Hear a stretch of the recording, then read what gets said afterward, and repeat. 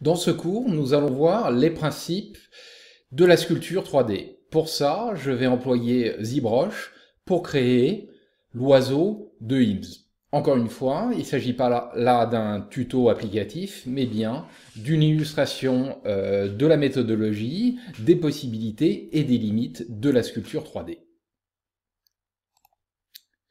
Voici l'environnement donc ZBrush. Dans ZBrush, j'ai importé une image d'arrière-plan et le point de départ de la modélisation va être une sphère. Et cette sphère va être mise en forme de la même manière qu'on va modeler de la terre glaise. La première chose que nous allons noter, c'est que ZBrush ne permet pas de contrôler directement la dimensionnalité. Il faut savoir que ZBrush est un outil qui est employé principalement dans les industries du jeu vidéo, de l'animation. Alors, pour pouvoir effectivement s'assurer que notre modèle s'inscrit donc dans la dimensionnalité, on va créer donc une forme dans un outil comme Blender ou éventuellement Fusion, l'exporter sous forme de maillage, le réimporter et ensuite venir peaufiner, éditer cette forme à l'intérieur de ZBrush. Alors il faut le savoir que derrière cette apparence terre glaise de cette sphère se cache effectivement un maillage comme nous avons pu le voir dans Blender. Alors dans cet environnement, plutôt que d'extruder des faces ou des boucles d'arêtes, nous allons littéralement venir sculpter, déformer donc cette sphère. Alors la première chose que nous allons faire, c'est activer la symétrie. La symétrie nous permet donc d'apporter des modifications qui vont être symétriques par rapport à un des axes que l'on définit. La première chose que je vais faire, je vais maintenant venir mettre à l'échelle ma forme.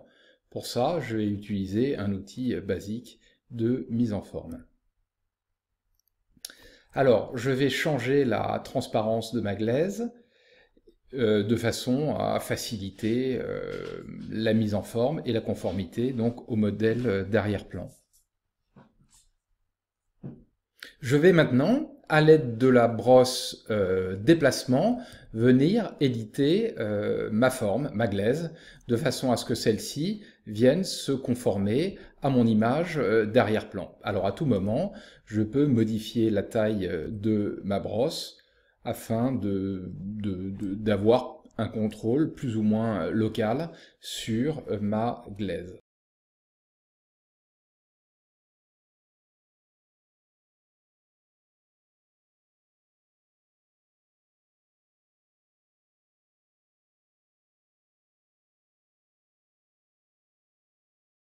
Alors pour affiner la queue de l'oiseau, je vais déjà venir changer mon mode de transparence et là je vais venir appliquer un masque. Alors le masque me permet donc, comme son nom l'indique, de masquer une partie de l'objet de façon à ce que les transformations, les brosses ne s'appliquent qu'à la partie non masquée. Là je vais utiliser donc la brosse Move et je vais venir donc affiner un tout petit peu la queue de mon oiseau. Alors on voit effectivement qu'à ce stade, on a une discontinuité. Cette discontinuité, je vais l'adresser en retirant le masque et en venant appliquer une brosse de lissage tout simplement. Je vais continuer à éditer la forme de mon oiseau.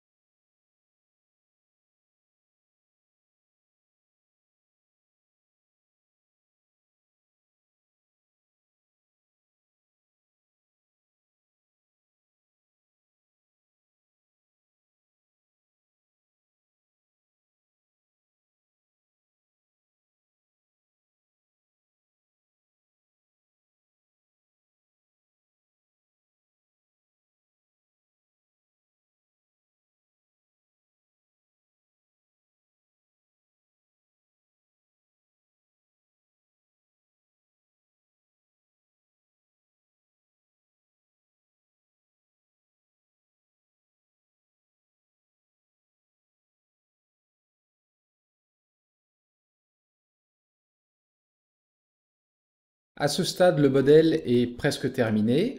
On peut noter qu'on a un léger pincement. Ce pincement est dû à un problème de topologie. Alors pour ça, ZBrush possède des outils assez puissants qui nous permettent d'aller reconstruire le maillage. En reconstruisant le maillage, on va voir que la topologie change et que le lissage est facilité.